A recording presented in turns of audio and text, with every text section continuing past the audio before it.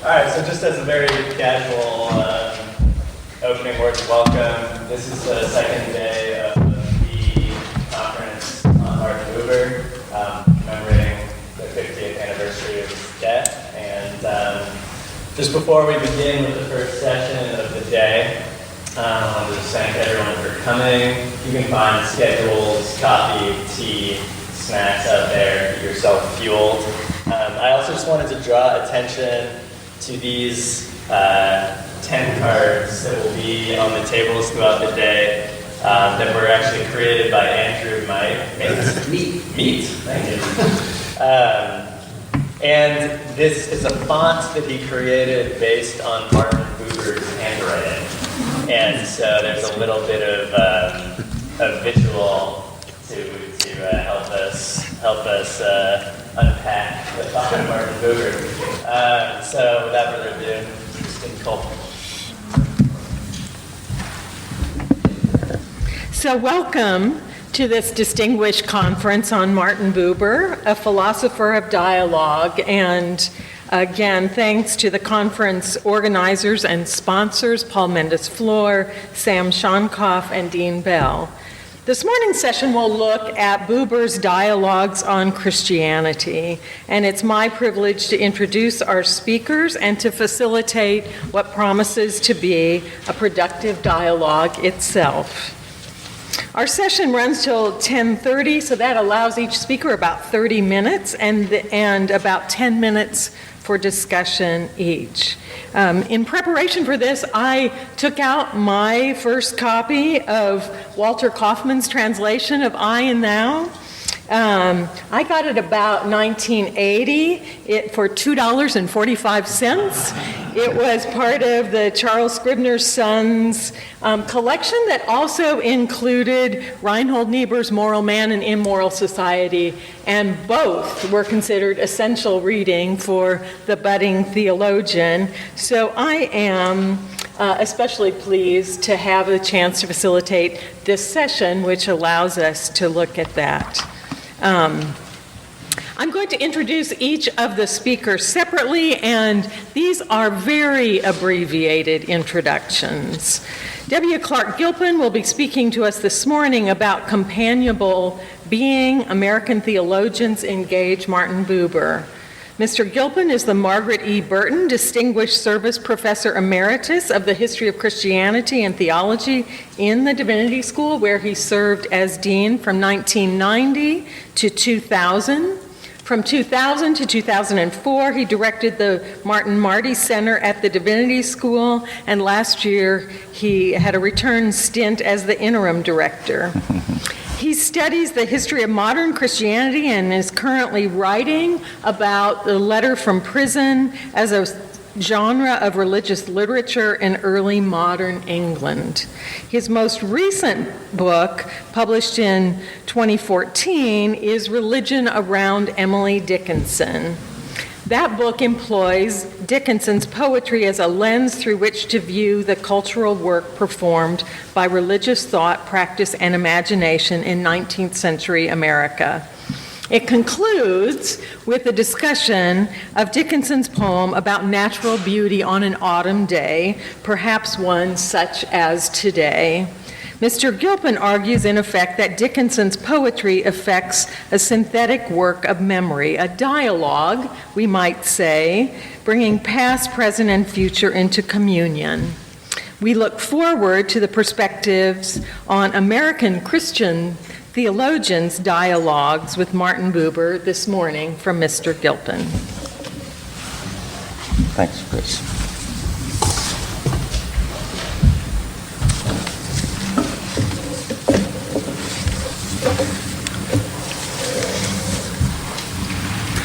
I was a Protestant theological student during a tumultuous time in American history, from 1967 to 1970. Struggles for civil rights, opposition to the war in Vietnam, and the assassinations of Martin Luther King and Robert Kennedy punctuated studies. Through and through, my seminary education was decisively stamped by the social moment in which it occurred. During those years, Dietrich Bonhoeffer and Martin Buber were the only theologians I recall any of us students reading outside of classroom assignments. In Bonhoeffer's case, we were drawn to his principled opposition to the Nazi regime and to his vision of a Christianity taking shape beyond the eclipse of Christendom. But our fascination with Buber, especially I and thou, is less clear to me.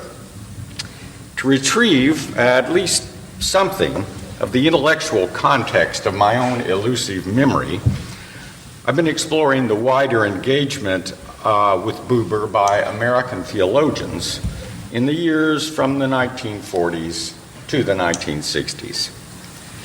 My remarks this morning represent something of an interim report on what I'm discovering about mid-century American theologians and, indirectly, about myself. So, first of all, the widespread acknowledgement of Buber's influence. The Scottish Presbyterian Ronald Gregor Smith published his English translation of I and Thou in 1937, dramatically expanding the book's influence in the transatlantic English-speaking world. I and Thou had gone through 7 printings by 1953, and Smith brought out a second edition in 1958, for which Martin Buber provided a postscript. A new translation of I and Thou, which Dean Culp owns, by the Princeton philosopher Walter Kaufmann appeared in 1970. Throughout these years, numerous, usually quite brief references to the book appeared in the writings and speeches of American philosophers, theologians, and religious leaders, acknowledging the influence of Buber's thought on their own work. Take, for example, this comment from Reinhold Niebuhr of Union Theological Seminary in his 1955 book, The Self and the Dramas of History. In the preface, Niebuhr acknowledges his indebtedness to the great Jewish philosopher Martin Buber, whose book I and Thou first instructed me and many others on the uniqueness of human selfhood, and on the religious dimension of the problem. I make this acknowledgement explicitly because I have not recently studied the remarkable book which prompted my original interest, and I have therefore not done justice to it in the text of this volume. Will Herberg, best known for his sociological appraisal of American religion, Protestant, Catholic, Jew, wrote in 1951, "To Martin Buber and Franz Rosenzweig, I owe not only my basic existentialist approach, but also, and here I can never sufficiently express my gratitude, my understanding of how to establish my religious existence in Jewish terms in the modern world." In April 1958, the American Friends of Hebrew University invited the Yale theologian H. Richard Niebuhr, younger brother of Reinhold Niebuhr, to deliver an address in New York on Martin Buber's 80th birthday. "More than any other person in the modern world," Niebuhr declared, "Professor Buber has been for me and for many of my companions the prophet of the soul, who has helped us to recognize a knowledge present in us, but often unpossessed, the knowledge of ourselves and one another as selves." It was Buber, Niebuhr continued, who stood as a witness to what is required of the soul, not as solitary, but as companionable being. Appreciative comments of this sort are present in scores of books and essays by 20th century religious writers. But they're not terribly clear about how precisely these American writers are drawing on Niebuhr.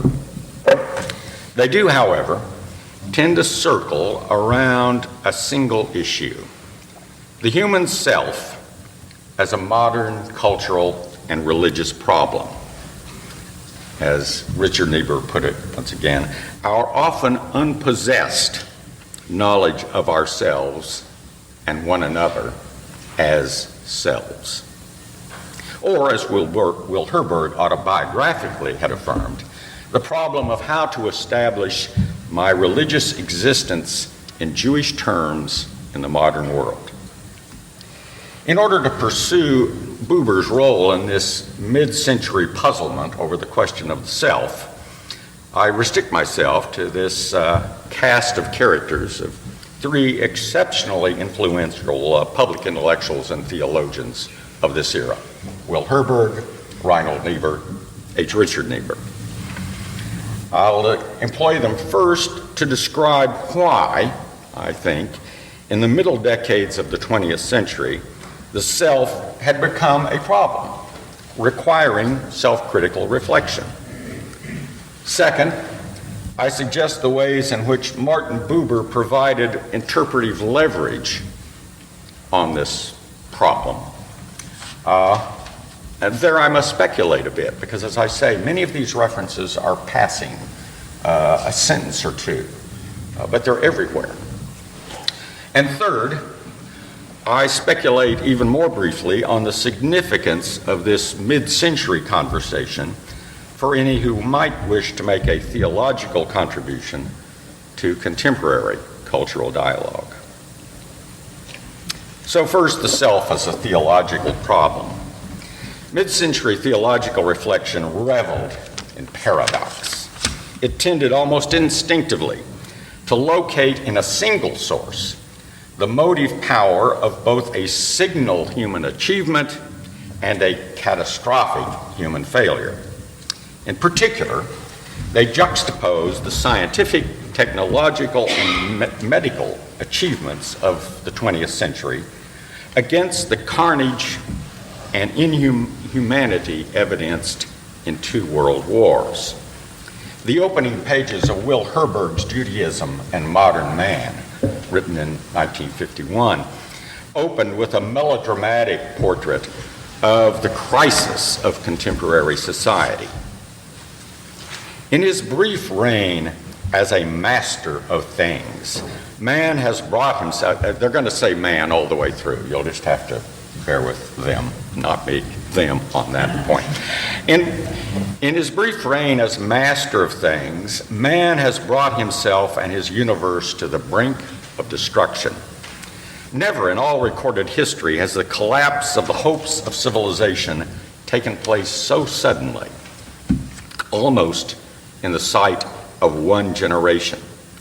In its chaos, insecurity, and all-pervading sense of disaster, the world today, 1951, is more akin to the world of 912, 1,000 years ago, than to the world of 1912, which some of us can still remember.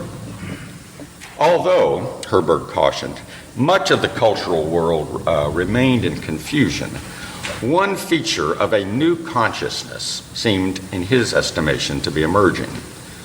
The realization that the collapse of our civilization, the disasters of our time, are somehow the fruit of a fatal Prometheanism in modern man. Man tried recklessly to dispense with the transcendental and to fashion his life and culture entirely in human terms, in implicit and often explicit denial of any reality beyond the merely human. This sense of catastrophe seems to me to have 3 broad and interlocking implications for theological reflection on the self. And in each case, the ideas of Martin Buber, we'll see, provided one of the sources for a theological reconstruction. First of these implications of human Prometheanism, Reinhold Niebuhr argued that whenever humans pursue more inclusive ideals and loyalties, these ideals were invariably shaped by power and material interest. Further, as he elaborated the point in Moral Man and Immoral Society, this insinuation of interest into every ideal, especially when it occurred in the behavior of human collectives, such as social classes or nations, bent these ideals with a particular force difficult to restrain. Hence, he concluded, perhaps the most significant moral characteristic of a nation is its hypocrisy, which in times of crisis invariably enlisted the loyalty of its citizens by representing the nation as their own special and unique community, and as a community which embodies universal values and ideals.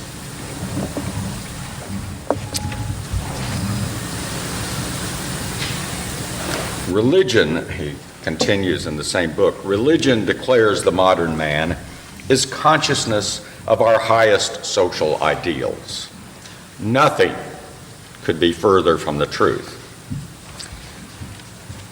True religion is a profound uneasiness with our highest social values. Second, historical contingency as a feature of this sense of disillusionment and catastrophe that Herbert had described. The historical consciousness of the 20th century included a profound awareness of historical contingency. The idea that events occurred as they did from specific, dependent, chance interactions with other events, and that personal and social life were entirely situated within this indeterminate flow of events. Among the many implications of this awareness of contingency, perhaps the most consequential for theology was the idea that a person's sense of the wholeness, form, and meaning of the world represented a specific and limited perspective assembled out of a society's existing stock of ideas, personal motives, and the immediate pressures of the environment. By the 1930s, this sense of historical contingency, this historical consciousness, had deeply affected most theologians working in academic environments. Richard Niebuhr, for instance, asserted that modern historical relativism affirmed the historical contingency of human subjectivity even more than the contingency of the objects that these human subjects observed. Man, it points out, is not only in time, but time is in man. Even more significantly, continued Niebuhr, the time that is in man is not abstract, but particular and concrete.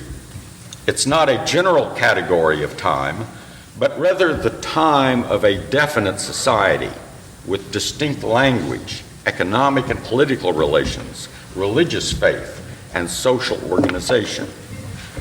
Hence, both societies and persons err when they identify their historical reasonings with universal reason by appealing to their apparent innateness, clarity, or inescapability, since the ideas commonly accepted in a society always appear to its members to be self-evident and inevitable. Third,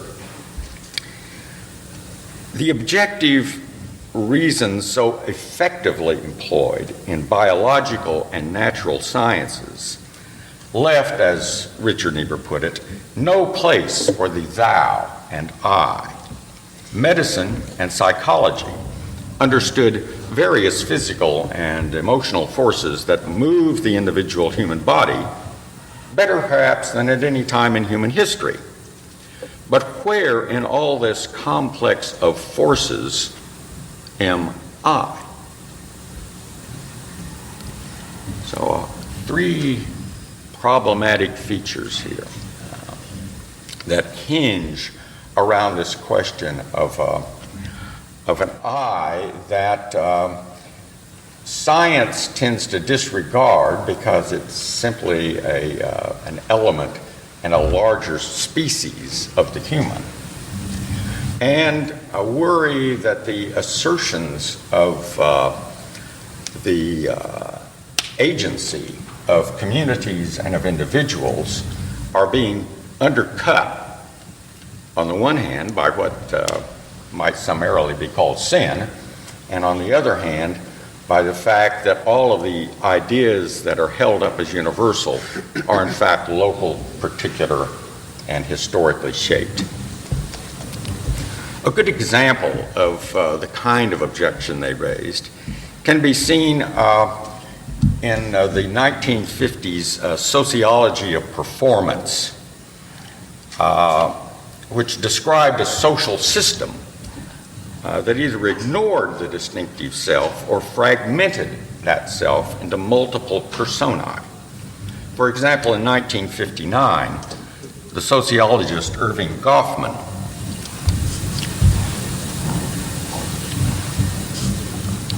wrote The Presentation of Self in Everyday Life, a remarkable book, proposing that the self played a series of roles or performed a series of functions within a larger social system. In his analysis, Goffman purposely adopted the perspective of a theatrical performance, and his sociological principles, he said, derived from a dramaturgical view of society. Thus, Goffman said of economic, political, or familial functions, when an individual plays a part, he implicitly requests his observers to take seriously the impression that is fostered before them. They are asked to believe that the character they see actually possesses the attributes he appears to possess.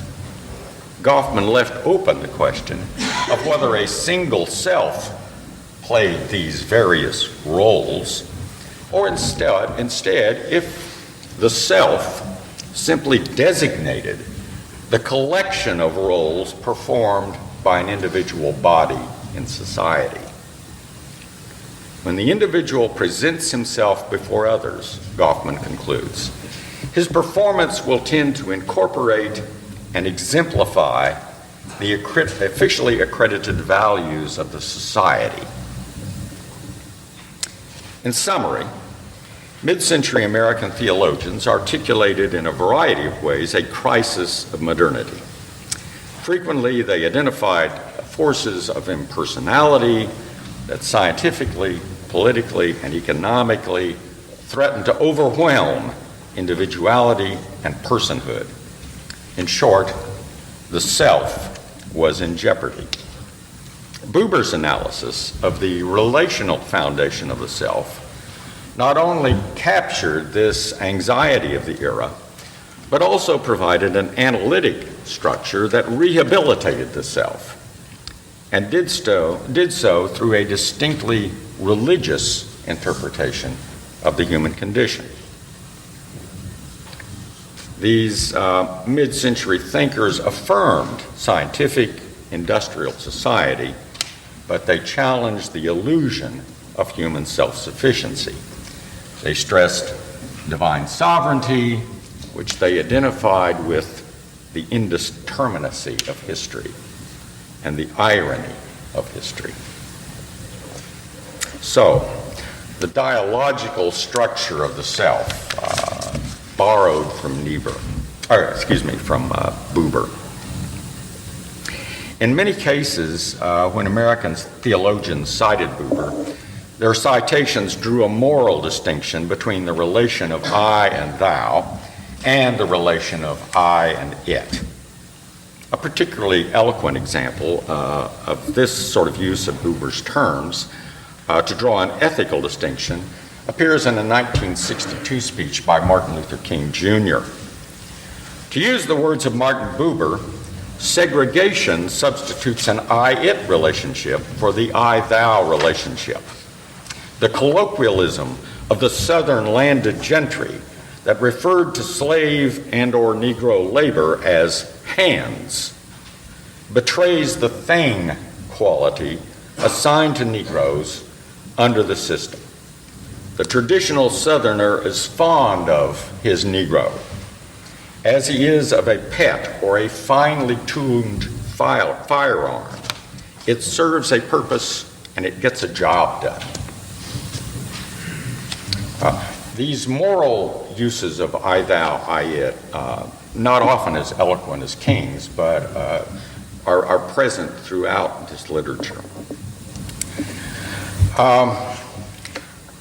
Acknowledging that, I want to push to see, and I'm moving quickly here, Chris, if we can get to this deeper structural question of the role of I, of the self, the possibility of a self.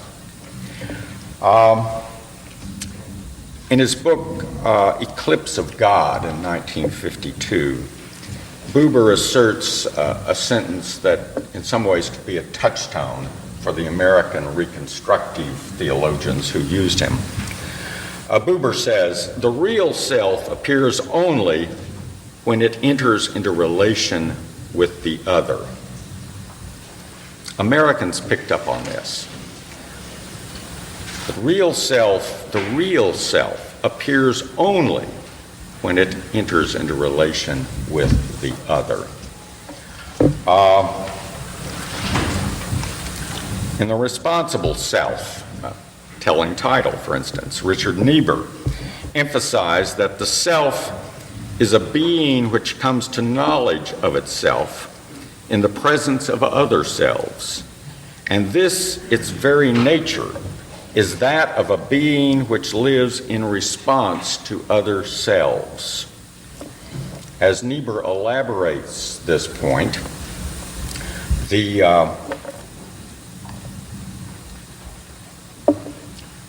other to which this self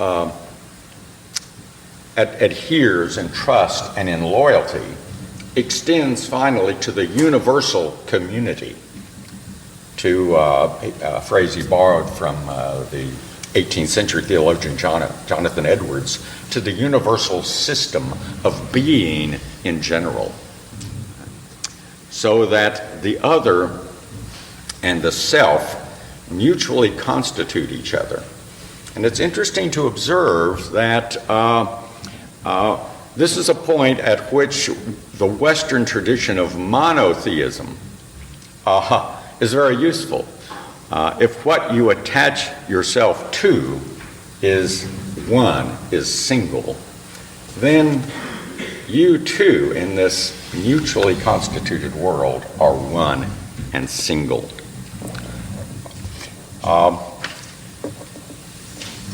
You may remember, let me just, a quick reminder, the uses of that opening section of I and thou are so important in this period, in which Buber says that the basic words are not a single word, but a double word, right? So I and thou, I and you mutually define each other. And the I of the I-it relationship is a different I from the I of the I-thou relationship. So you see what they're working off of here.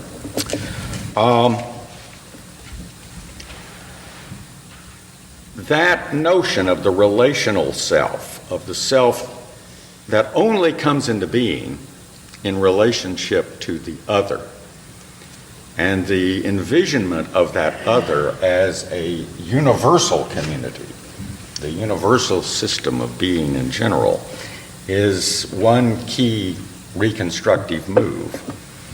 A second is actually to embrace, through Buber, the historical contingency of the mid-century, the historical consciousness of the indeterminacy of the historical flow, as leverage for thinking about the uniqueness of the human self. Here, Reinhold Niebuhr is especially instructive. In The Self and the Dramas of History, he speaks of the self within a historical drama. This is turning, in a way, Erving Goffman to his own purposes, to Niebuhr's own purposes. This self is a creature in the web of events, in the creation of which he participates. So there is about the self within history a sort of constrained or contingent freedom. And that contingent freedom is, in fact, what gradually produces the dramatic patterns of history and of our historical consciousness. This, both Herberg and Reinhold Niebuhr like to set up in a contrast. On the one hand, there is the Hellenic contribution to modern transatlantic civilization, which is to see underlying patterns of structure. This is scientific reason, for instance. On the other hand, there is the Hebraic, as they both say, component of modern Western history. And here, it is the sense that the person is inextricably embedded in a movement of history that the person both receives from the historical past and then adjusts, complicates, acts as an agent within, and thereby moves the drama toward some indeterminate end. Let me conclude then, skip over some other highly interesting observations, to pose a question that seems to me to be the outcome of this wrestling with the historically contingent self in its inextricable relationship with the other and others. One option coming out of this wrestling would be the option of John Dewey, who observes in his book of 1934, A Common Faith, there actually occurs extremely little observation of brute facts, merely for the sake of the facts. Instead, humans observe their environment with reference to some practical end and purpose, and that end is presented only imaginatively. Such imaginatively represented ends lend direction to the self by incorporating immediate objectives within ever more inclusive goals, thereby attaining, this is the important phrase, the unification of the self through the ceaseless flux of what it does, suffers, and achieves. Through this process of active purposive interpretation, the idea of a whole, the other, capital O, whether of the whole personal being or of the world, is an imaginative, not a literal idea. The limited world of our observation becomes the universe only through imaginative extension. So the imaginative constitution of the other, in that reflexively then defines or unifies, in his terms, the self. Or take this construal of a comparable setting by Martin Buber. Genuine religious movements, he writes in The Origin and Meaning of Hasidism, do not want to offer man the solution of the world mystery, but to equip him to live from the strength of that mystery. They do not wish to instruct him about the nature of God, but to show him the path on which he can meet God. Now, how then do we think about the self now in the 21st century? It seems to me two very interestingly different conclusions, both of which insist upon the relationality of the self, but offer quite different interpretations of the other in which we are engaged in trust, loyalty, and imagination. Thank you.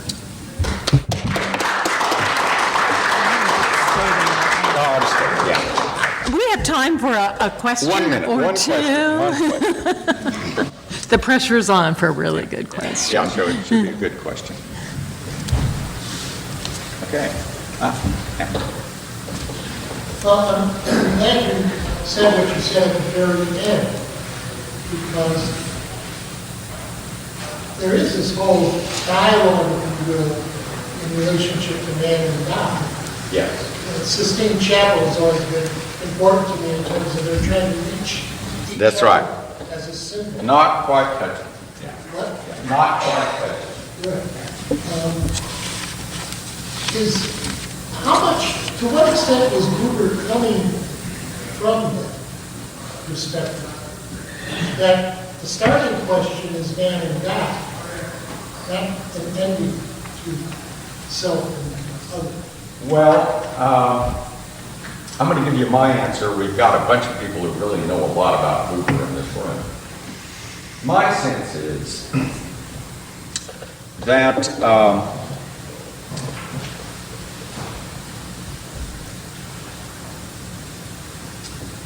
Buber is trying to accomplish a couple of things that reverberate with what these American theologians were trying to accomplish. One was to think of the self as a person in an inescapable situation of decision.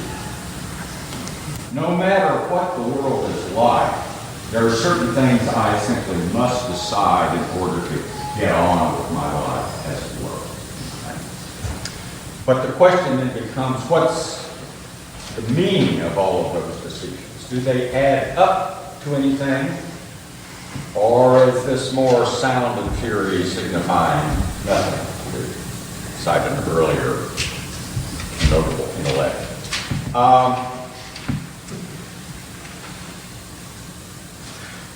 In order for that sense of meaning to be grounded, these theologically inclined thinkers resist any idea that the meaning can be derived from proximate human forms, the nation state, to cite a preeminent example of the 20th century. And they want to look for something beyond the man. And that one thing in both of these traditions, Christianity and Judaism, was the God of history. So the question became then, in what way do we encounter that God? And it seems to me that Buber's answer is that we encounter that God in and through the encounters of our everyday life with other humans, with communities, and that there is sort of added, as it were, to each of those encounters, a sense that this person or this community is the standard of God struck down in the land. Not necessarily the divine presence, but the emblem, or traditional language, the image of God, driven for me in my time. So he's willing to live with contingency, and that's why I think he chooses in that last passage I cited the word mystery. How will the drama that Reinhold Niebuhr talks about turn out? The drama of history. The act of faith is the act of living with not knowing the answer to that. I'll let the Niebuhr scholars sort that out. Or, excuse me, the Buber scholars.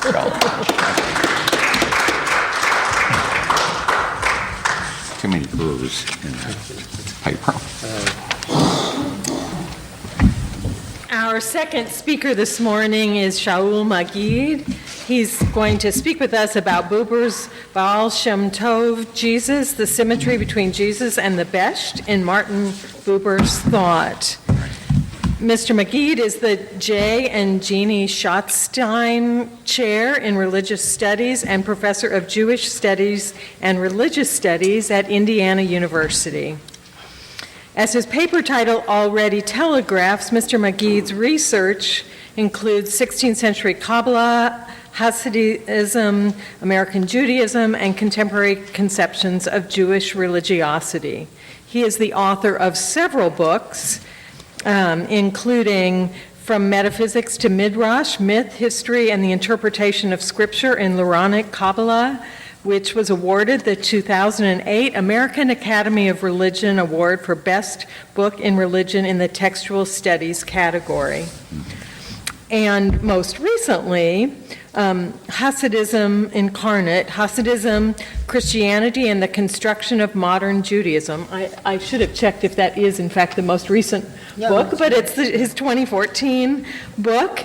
I was intrigued to look at the cover of the book. The book cover features Marc Chagall's 1942 painting Yellow Crucifixion on its cover, and that painting serves as a reminder of the brutality that Chagall witnessed in Byelorussia with the mass shootings of the Nazis, and it hints at perhaps the dialogue between Christian teachings about crucifixion and incarnation and Hasidic and Kabbalistic thought. Not only in Chagall, but also in Buber. So we eagerly await what he has to say to us this morning. Thank you, Kristine. For those of you who weren't here yesterday, or at Spertus College yesterday, David Beale remarked that there was a comment in one of Shalom's diaries, Gershom Shalom's diaries, that Martin Buber was the first Jew that he ever met who had a picture of Jesus hanging in his home. And in some way, what I'm going to do in the next 30 minutes is basically offer a very long footnote to that observation.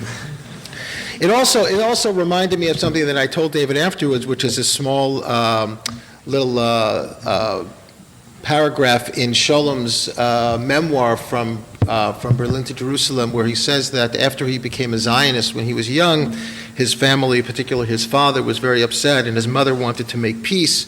So she decided that year she hung a picture of Theodor Herzl on the Shalom family Christmas tree. And I said to David, I'm pretty sure that Buber never had a Christmas tree. While the Jewish search for the Jewish Jesus extends back into the 19th century, largely in the wake of the Christian search for the historical Jesus, in recent years there's been renewed interest in the role Jesus played in the formation of what came to be known as Judaism. And while Jews often look to Isaac Jost, Abraham Geiger, and to a lesser extent Joseph Salvador as exposing the first sustained modern Jewish studies of Jesus, Spinoza may have been the first modern Jew to write extensively about Jesus, mostly comparing him to Moses in his theological political treatise. Although it would be a stretch to say that Spinoza is the beginning of the search for the Jewish Jesus among Jews, his invocation of Jesus in the context of his reflections on the Hebrew Bible prepares the ground for what would later become a more sustained examination of Jesus and his role in the formation of modern Judaism. It's thus not a coincidence that Martin Buber, who had an undying respect for Spinoza and also wrote extensively about Jesus, noted in a Spinozistic spirit that Moses, quote, had a genius which could only find its parallel in Jesus, end quote. As I want to argue below, the Moses-Jesus continuum that Spinoza may have initiated takes another turn in Buber's thinking, linking Jesus to the Baal Shem Tov, also known as the Besht, and more provocatively, constructing the Baal Shem Tov as a modern Jesus, and to some degree, constructing Jesus as an ancient Baal Shem Tov. Buber fashioned Jesus as the quintessential religious anarchist. And that phrase, religious anarchist, is important because Buber defines himself as a religious anarchist and is also defined as such by Shaul. Jesus is the quintessential religious anarchist and precursor to the Besht. For Buber, the great rebel of Jewish modernity, who pushed aside the normative conventions of Judaism to make room for its spiritual renewal. While many Jews wrote about Jesus after the initial polemical writings of Geiger and Gratz, Buber was one of the most vocal in calling for Jesus' teachings as depicted in the New Testament to play a central role in the systemic critique of Judaism and call for its renewal. Even more strongly for Buber, Jesus was not simply an exemplar of pure Pharisaism before its corruption, a view that one can find, for example, in E.P. Sanders and others. For Buber, Jesus was one whose only parallel was Moses, one who had the potential to, and I quote, return to the original purity of revelation, end quote. While much has been written about Buber's Jesus, no one to my knowledge has made the connection between Buber's Jesus and his portrayal of the Baal Shem Tov. My focus here is specifically on Buber's theory that Jesus is the first in a series of imminent critics of Judaism and that culminates in the Baal Shem Tov and by implication, perhaps in Buber himself. That is, I'm going to suggest that Buber draws a link between Jesus and the Besht, viewing the latter as a recapitulation and correction of the former, one who creates the conditions for the final overcoming of religion and the return to an unmediated revelatory I-thou relation between the human and God, and by extension, between humans and the world. Jesus appears in many essays, aside from his monograph, Two Types of Faith, which was a detailed analysis of the relationship between Judaism and Christianity. In Two Types of Faith, Buber develops an affinity between Jesus and Buber's interest in devotion versus sacrament, sometimes also called in Buber's writings religion, an idea that stands at the very center of his work on Hasidism. His oft-quoted comment in that work that Jesus is, quote, my great brother, has circulated over the decades both as a celebration of Buber's ecumenicism and as a critique of him as a closet Christian. For Buber, Jesus initiates a process that he felt is lost or was lost in both Christianity and Judaism, and is then revived in a different form in modern Hasidism. For Buber, modern Hasidism becomes the path returning us to Jesus' original message before it was buried in Pauline doctrine and rejected by Rabbinic Judaism. On Paul, Buber echoes many before him when he writes, and I quote, the periods of Christian theology can be classified according to the degree in which they are dominated by Paulinism, by which we mean, of course, not just a system of thought, but a mode of seeing and being that dwells in the life itself. In the human life of our day, compared with earlier epochs, Christianity is receding, but the Pauline view and attitude is gaining the mastery in many circles outside that of Christianity, end quote. And for Buber, Paulinism and Rabbinism are actually almost identical, oddly enough. One wonders, who are those outside Christianity that he is speaking about? Could they be the Orthodox rabbinites, religious, and even some secular Zionists who are making Messianism the centerpiece of their ideology? Whoever they are, the Paulinists Christian and non-Christian, rob the individual of the power to address God from an experiential place of devotion of the I, and largely abandon the world to divine fiat. For Buber, the world, by which I think he means largely the West, is stuck in the unproductive cycle of religion. The Baal Shem Tov, carrying Jesus' message, holds the key to alter the trajectory away from religion and back to devotion. Anyone familiar with the Jewish writings on the Jewish Jesus in modernity will quickly recognize that Buber's writings on Jesus largely rehearse ideas that predate his own by half a century, and yet one still feels that he's saying something a little bit different. That innovation, I suggest, rests in the unexpected link between his work on Jesus and his contribution and his construction of the Besht. Buber's not coming from a post-emancipatory European theater where the Jewish Jesus was a polemical tool against Christianity. And he's certainly not coming from the American context where the Jewish Jesus is the tool of an Americanization, expressed perhaps most strikingly in the works of Isaac Mayer Wise in the mid-19th century, who suggested that the American Christian would come to recognize that everything that is true about Christianity is Jewish, and everything that is Jewish about Christianity, everything that is true about Christianity is Jewish, and everything that is not Jewish about Christianity is false. Jesus also plays almost no role in Buber's Zionist writings, although, as Donald Berry notes, he did believe that the revival of Jewish life in the ancient homeland, Israel, might be a mediating model community for the fusing of spirit of East and West. This is also reflected in Buber's binational Zionism and his desire to create a Near Eastern federation of states as the best alternative to solve the problem of the Arab question. Aside from his writings about Jesus in Two Types of Faith, Jesus appears sometimes as a passing reference, most frequently in Buber's writings on Hasidism. For Buber, Jesus comes as much to teach Jews where they have gone wrong as to teach Christians where they have gone wrong. Both errors, he claims, cannot be rooted in each community's rejection of Jesus. For Christians, the Gnosticization of Jesus. For Jews, the repudiation of Jesus as a false Messiah. Buber's focus, in opposition to the many proponents of the Jewish Jesus, was to use Jesus as a corrective to Judaism and not as a club to bludgeon Christianity. In an insightful observation, Gilya Schmidt notes then, and I quote, "With the exception of Jesus, Buber did not find the realized mystical experience in Christianity, only the theory or the individual ecstasy. Because he could not claim Jesus for Judaism without the objection from fellow Jews," and I think that's the important part of that sentence, "he did not find it in Judaism either until the rise of Hasidism."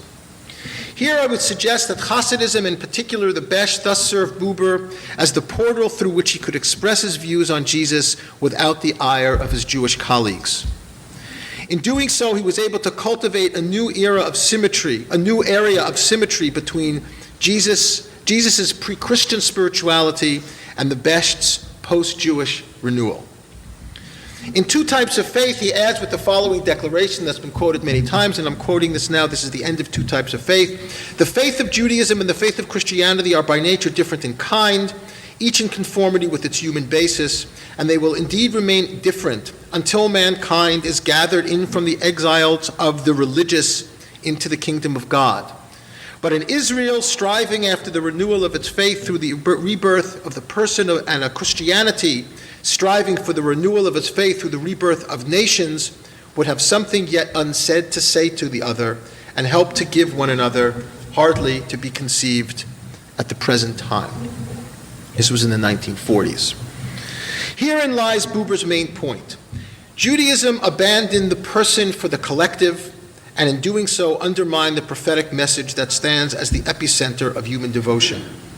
And Christianity abandoned the nation in favor of the person, but dehumanized the person by divinizing him, making him a sacrament instead of a model of human righteousness. Buber's Jesus becomes the first in a series of persons to simultaneously challenge Paul's Christology and rabbinic legalism.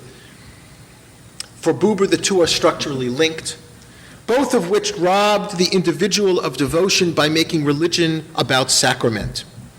Jesus, or the halakha, as mediators between the human and God. Buber plainly states that Jesus has his faults. He couldn't follow through because he saw himself as too much in opposition to the Pharisees and abandoned the internal critique that may have saved them from a fate not dissimilar from one of Jesus' disciples, from the one Jesus' disciples succumbed to a generation later. And this is Buber speaking. Jesus misses the mark when he treats the Pharisees as people who close their eyes, and they, the Pharisees, miss the mark when they treat him as one subject to hallucinations. Neither party knows the inner reality of the other, end quote. Not surprisingly, Buber uses the same dichotomy of nation and person to explain why Hasidism failed to achieve the fulfillment of its vocation precisely because it abandoned the message Jesus brought to the Jews. And here again I'm quoting Buber. From this standpoint, it may also be understood why Hasidism has produced what it has produced in just the way and not any other. The teachings of redemption which existed in it are so great that Hasidism could have developed into one of the great religions of redemption of the world. But the central importance of the national element has prevented it. And Hasidism could not become the property of the whole of humanity because it could not aspire to the redemption of the world as the essential thing and to the redemption of Israel as merely a tiny part of the great redemption. It could not pass to humanity because it could not disconnect the redemption of the soul from the redemption of the nation, end quote. While two types of faith focus on this distinction in believing in and believing that, not to distinguish Judaism from Christianity, but to distinguish devotion from sacrament or gnosis, that is, both Judaism and Christianity, I think Buber's real contribution lies elsewhere. He begins by collapsing the polemical dichotomy between Judaism and Christianity by positing that the difference between them is essentially integral to Israelite religion. This, of course, is not new, but in establishing the struggle between devotion and sacrament as an inner Israelite struggle and not one between Judaism and Christianity, Buber can then make his more audacious claim that modern Hasidism is an expression of devotion that is also reflected in part of Jesus' Sermon on the Mount. This is not quite to identify Jesus and Hasidism, or really Jesus and the Baal Shem Tov. Rather, it's to posit that they exist on a continuum for Buber. The Baal Shem Tov provides the necessary link back to Jesus and also correcting Christianity's errors about him. All this would enable to Jesus to re-enter contemporary Jewish discourse, which I think is what Buber was interested in doing. One can also see this, let me skip that part. While Hasidism does appear periodically in Buber's two types of faith, his use of Jesus as a tool to present Hasidism's innovative spirit and his use of Hasidism to introduce Jesus to the Jewish reader comes through most prominently in two essays. The first one, Spinoza, Shabtai Tzvi, and the Baal Shem Tov, and the second one, Christ, Hasidism, and Gnosis, both of which were reprinted in The Origin and Meaning of Hasidism. Spinoza, Shabtai Tzvi, and the Baal Shem Tov is an essay that illustrates what Amos Funkenstein decades later called counter-history. Here, Buber depicts a kind of counter-history by using the two modern exemplars of Jewish heresy, Spinoza and Shabtai Tzvi, one who reaches the larger world and one who stays confined to Jewish society. His goal here, Buber's, is to present the Baal Shem Tov and Hasidism more generally as responding to these heretical teachings, in the first case unwittingly, in the second consciously, by taking from them what is authentic and expunging what is distorted in order to revive a biblical spirituality before it was corrupted by religion. While never saying so explicitly, Buber's essay suggests that the heretical philosopher Baruch Spinoza and the 17th century mystical heretic Shabtai Tzvi embody a bifurcation of authentic biblical belief, which he calls emunah, that Jesus once represented and what Buber believed the Baal Shem Tov did as well. Here's Buber's words on this point. The two men mark a late exilic catastrophe in Judaism. Spinoza, a catastrophe in spirit and in the influence of the Gentile nations, and Shabtai Tzvi in life and in the inner structure. For Shabtai's apostasy signified the historical placing in question of Jewish messianism. Spinoza's teaching signified the historical placing in question of Jewish belief in God. Both thereby conducted to its conclusion a process which began with a single historical manifestation, with Jesus. End quote. It would be hasty, although not altogether mistaken, to surmise that this is simply a statement about Jewish heresy. Buber continues to both Spinoza and Shabtai Tzvi, a new process provided the reply and the correction, a process which also began with a single historical manifestation, with that of the Baal Shem Tov. Repeating the locution referring to Jesus that he began with a single historical manifestation is no accident. Buber holds that Jesus introduced one idea given to the world and in the form of messianism, and to Israel given to the world in the form of messianism, and to Israel in the form of belief in the indwelling of God, who can be addressed in an unmediated way. That is the idea of unity. While this idea stands at the center of the prophetic tradition, Buber claims Jesus goes further than the prophets, for whom the reconciliation between God and the human was relegated to some indefinite future. Jesus, for Buber, claimed this reconciliation or unity was available in the here and now, in Buber's language, in the everyday. In a 1914 essay, The Altar, reflecting on a painter by Matthias Grunwald of an altar in a French monastic church, Buber writes of Jesus as follows: "This is the man who perfects himself into the eye of the world." I, not E-Y-E, but I.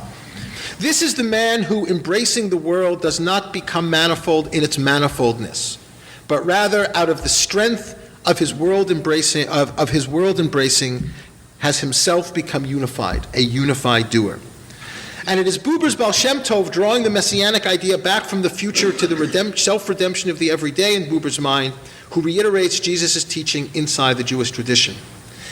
In his essay, Judaism and Mankind, Buber obliquely cites an excerpt of Jesus speaking to a woman named Martha who is hosting him and complaining to him about her friend from Luke 10:42, to make a larger point about his notion of Judaism's essence. Buber writes about Luke 10:42, "A Jew," that is Jesus, "once said, 'One thing above all is needed.'" That's the citation from Luke.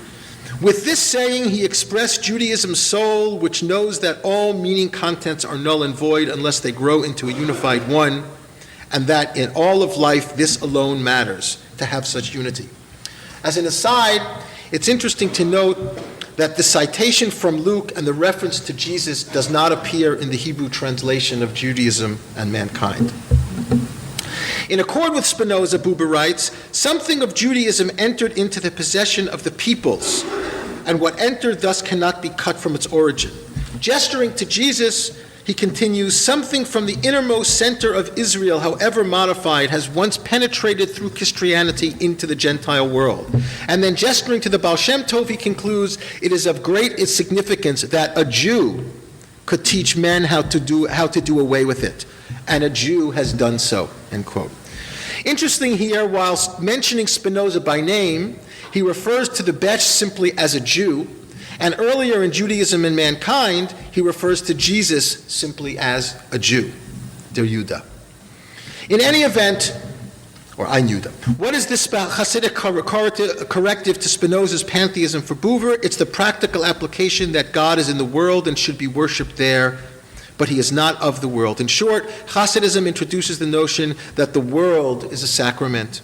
According to Buber, Spinoza was correct in placing God in the world, giving the world an essentially Jewish idea, but he erred in his view that there is no speech between God and man. From being the place of the meeting with God, the world becomes for Spinoza the place of God.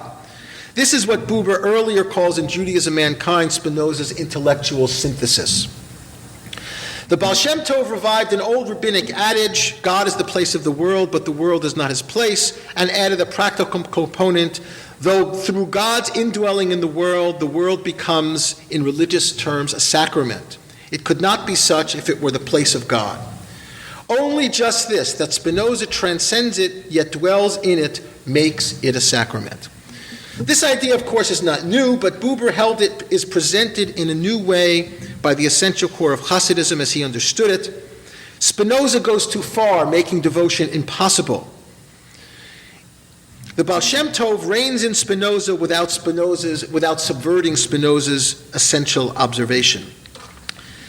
For Buber, Shabtai Tzvi brings the Messiah to the world, but he and his disciples erred, not unlike Jesus' disciples, by making the Messiah a differentiated person who becomes not a model of piety, but an icon of veneration.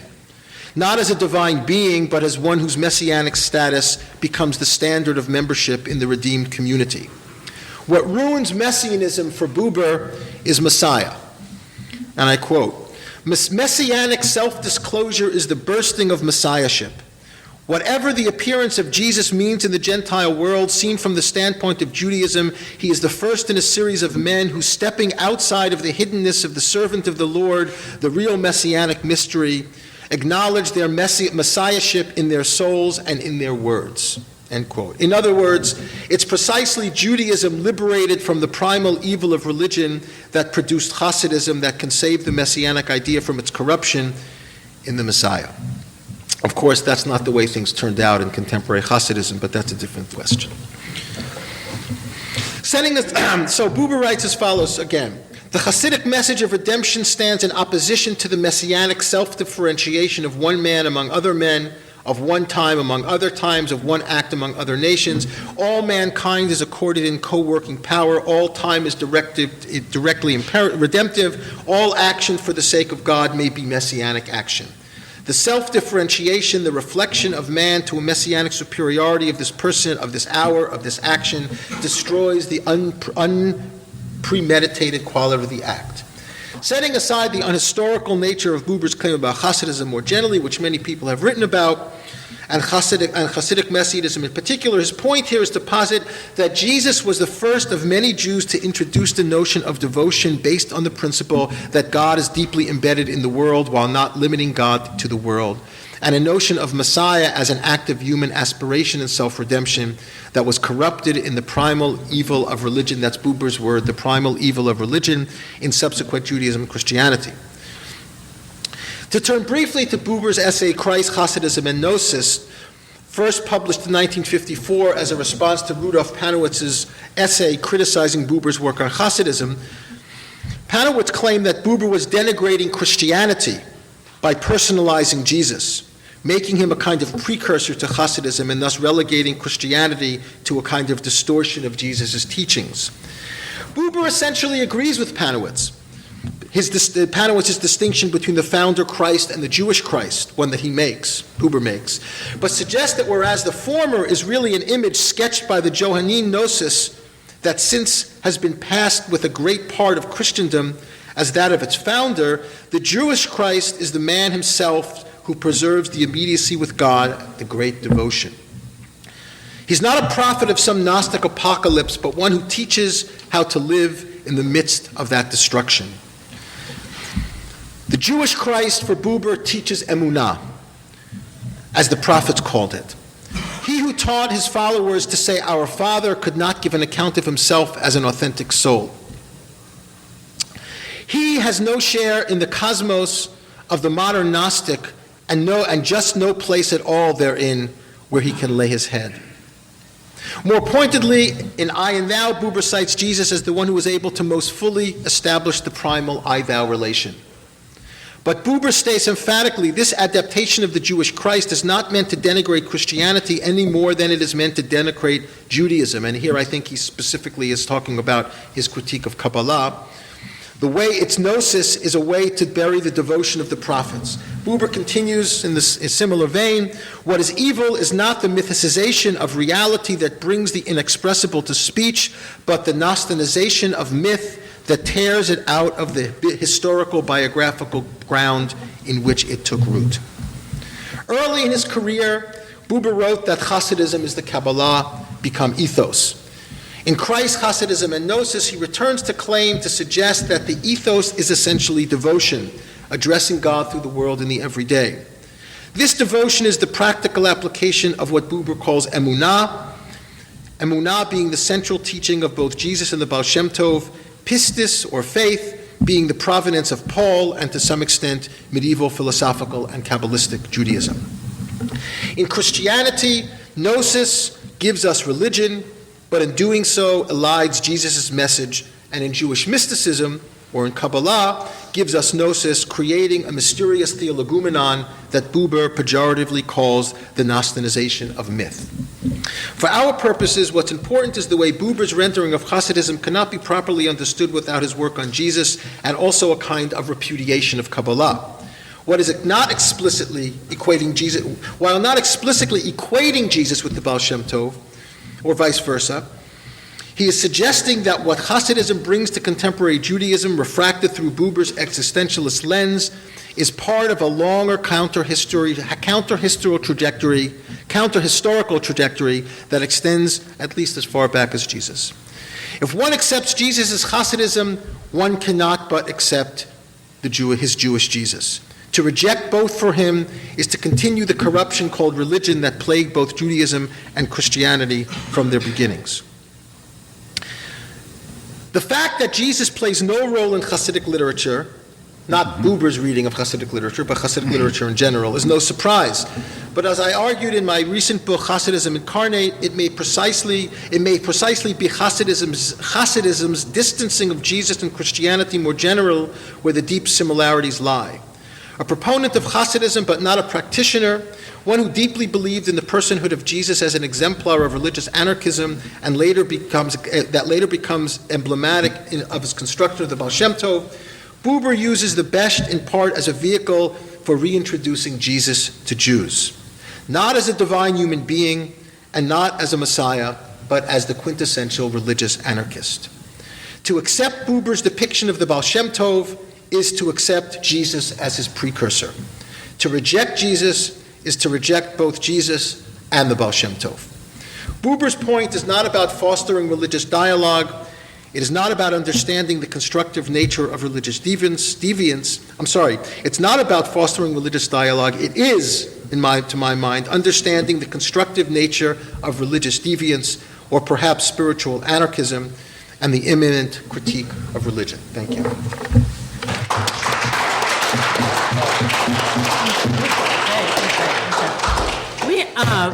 We have time for questions. So I'd like to ask a question, actually, of both of you, based on the line I quoted from Shaul yesterday that Buber has had great resonance among Christians, but very little impact on Jews. And I'm wondering if we can explain this. First of all, it's true, but if we can explain this somehow by these issues that Shaul has just raised. Whether, in other words, this attempt to bring Jesus back into Jewish tradition, in fact, made him, after all, there were many people who wrote about Jesus who were not declared heretics. Lobster, for example, I wonder if this is one of the issues that made Buber gave him less resonance. That's a good question. On the Klausner issue, it's more complicated than that. It's not true about Klausner's reception in Israel, but when Stephen Wise gave that famous sermon in 1925 in Carnegie Hall in Yom Kippur, which was a sermon about the English translation of Klausner's book, it became a national controversy that was covered in the New York Times. American Jews went crazy that a prominent Reform rabbi was standing up on Yom Kippur and talking about Jesus. So I think the Klausner thing, it's true in Israel for different kinds of reasons. I wonder if that's the case. The interest in Buber really in America, as I understand it, really happened in the 1960s.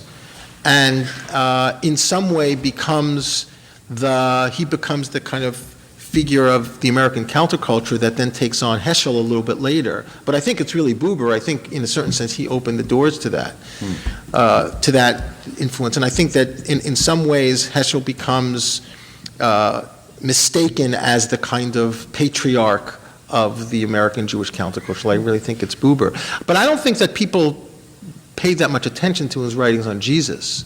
I don't think Two Types of Faith was a very popular book. I think there are other things that were. I think in a way, Buber is able to get Jesus in the door without people knowing it, because he doesn't write about it directly, and you have to go through all of the material and kind of cull different things. And I think one of the things that brought about my interest in the subject is that I started to notice not Buber's reading of Jesus in Two Types of Faith, but as I was reading all of his work on Hasidism, the amount of times that Jesus comes up in passing, and you kind of thread the things together, and you come up with something that I think people haven't paid attention to. But I want to let Clark respond to. Well, it's interesting that maybe you didn't notice, but the words Jesus Christ did not appear in my paper. They could have, but it would have taken some wrangling. And it's interesting that, in fact, the books in particular that I cited, such as The Self and the Dramas of History by Reinhold Niebuhr, Jesus is mentioned less frequently than in Herberg's Judaism and Modern Man. So, the responsible self. Or the responsible self. Yes, you could go down the list. The problem they were wrestling with, as I tried to say, is this question of the meaning of the individual self within the flux of history. And they fastened on this embrace of the historical that they saw as characteristic of the Hebraic component of Western civilization and asserted that as a resolution. So Jesus as a particular moment around which to organize that sense of meaning does sometimes appear, as in the responsible self of H. Richard Niebuhr. But he actually, I would say, is a subsidiary worry at this point for many of these thinkers. God is the problem. And that sense of history and of divine agency in history is one of the things that drove them back to the Hebrew Bible in particular, and I suppose indirectly made Buber's work attractive. The lack of particularity in I and thou is, it really, for a book about the concreteness of life, it is remarkably abstract.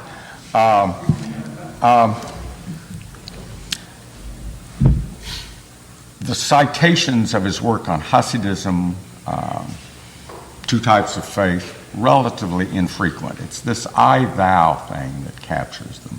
And you don't really need Jesus necessarily to expostulate from that.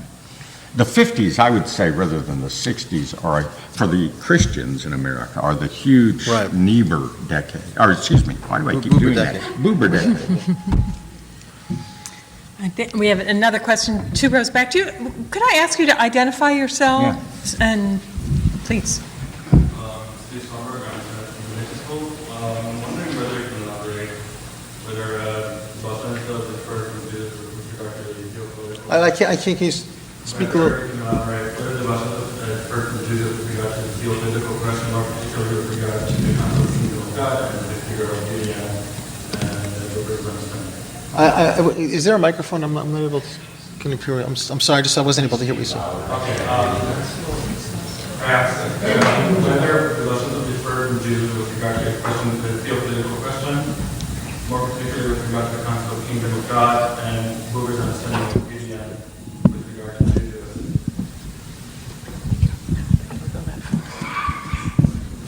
How far it goes.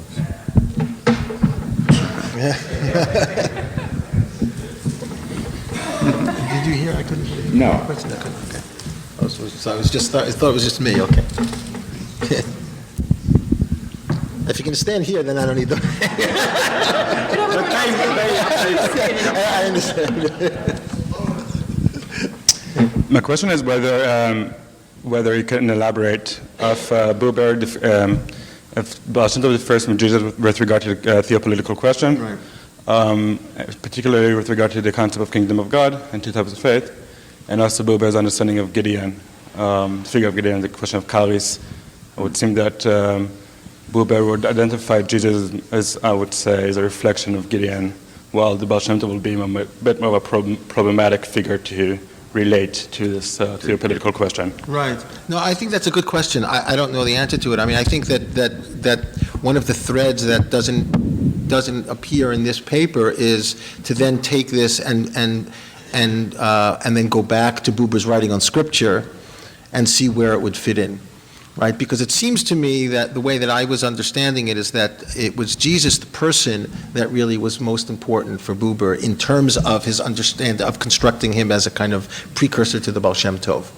Whereas what you're saying is to look at the kind of the theopolitical which would be going back to the kingdom of God and his work on Scripture, and to see how that would fit into the way that he portrays certain prophets and biblical figures. And I think that would be a great idea. It would be a great idea to do that. I just haven't done it, but I think it's a great question. And I saw a question back here, and then let's go to up here, and there's a couple others. Okay, go ahead. Okay, if you could stand up, identify yourself, and speak as loudly as you can. Thank you. It's a very short question. I'm just wondering, what were Buber's own sources for the information that he uses to develop this construct of Jesus? Where in the New Testament does he actually cite these sources? Where is he getting this particular construct from? What? Testament scholars are going to have a very hard time or could conceivably have a very hard time with the portrait of Jesus that Buber paints, particularly in this day and age in the high antinomianism suggested in this portrait of Jesus. Right. So I'm just wondering what are his own self-identified New Testament sources. Right. Well, I think from what I can understand, besides simply his own reading of the New Testament, I think he seems to be very engaged in 19th century search for the historical Jesus, search for the Jewish Jesus discourses from Geiger and Gratz. He's definitely reading those people and he's responding to them, and he's very much mirroring things that were being said at the time about Paul. Both from the search for the historical Jesus and for the search for the Jewish Jesus, Paul seems to be the boogeyman in both cases, right? He's the one that ruins everything, and if we can get back to that kind of the kind of the pre-Pauline Jesus, right? That's something that Kaufmann Kohler and Geiger and Isaac Mayer Wise, they were all interested in. That becomes the Jewish figure. Right? If you can strip Jesus away from Paul. Now, later on, of course, it becomes very different in terms of understanding Paul's Jewishness with E.P. Sanders and Boyarin. That's a much later project. But it's... Get to that Jesus, that pre-Pauline Jesus. What sources? Right. I mean, if you look at two types of faith, he's basically reading the synoptics and taking things in some cases very literally, and trying to, and decontextualizing things, and being selective in his reading, as everybody is, right, to try to construct this figure, right? But I think that, you can ask the same thing about where does he get his sources for the Baal Shem Tov. That's actually even a more complicated question, because you have very fewer sources for the historical Baal Shem Tov than you do in some way. And for that, he's doing things that all of his critics say he's doing, right? He's basically engaging in a kind of creative construction out of almost nothing. Sam? Thank you for the talk. The parallels that you draw in Buber's constructions of Jesus and the Besh I think, are very convincing. And you suggest that Buber is trying to say something about Jesus through his construction of the Besh for Jewish readers and his Jewish colleagues. But I wonder, could the inverse case be made? Buber was clearly deeply engaged with the Besh and Hasidism. Is it possible that his writings on Jesus and his references to Jesus, in a way, are a construction of the Besh through Jesus for Christian readers? I think he's definitely doing that. I think he's definitely it's going both ways for him. And I think his early writings on Hasidism, the Tales of Reb Nachman and the Baal Shem Tov, the stuff that's written before 1950, is really written for Christians.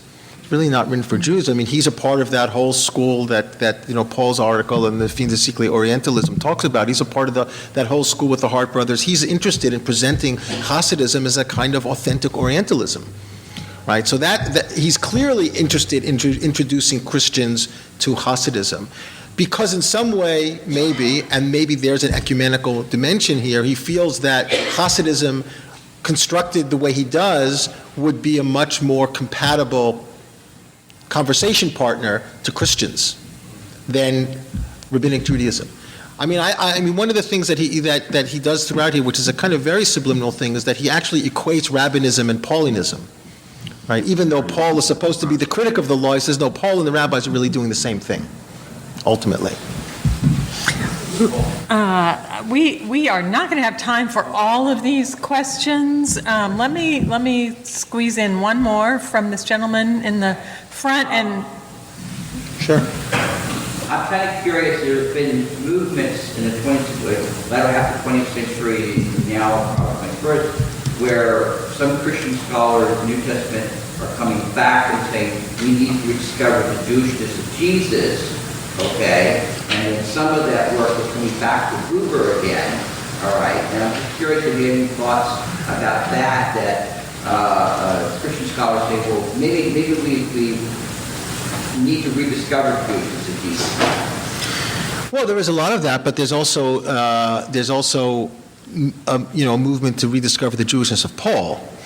That seems to be more popular now in the last 3 or 4 decades. I mean, the Jewishness of Jesus goes back a long way, right? But I think that in popular Christianity, that's surely the case. And whether they're going to find Buber or not, I think one of the things that has an impact here is really the work of people like E.P. Sanders, who are basically trying to show the Jewishness of Jesus as a Pharisee, right? So it's not only the Jewishness of Jesus, it's the Phariseeism of Jesus, right? Which is within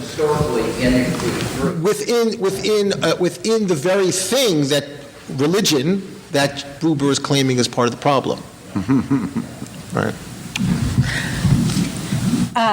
We have a coffee break coming up next. The next session starts at 10:45. But first, before you get your coffee, please join me in thanking our 2 speakers for this morning.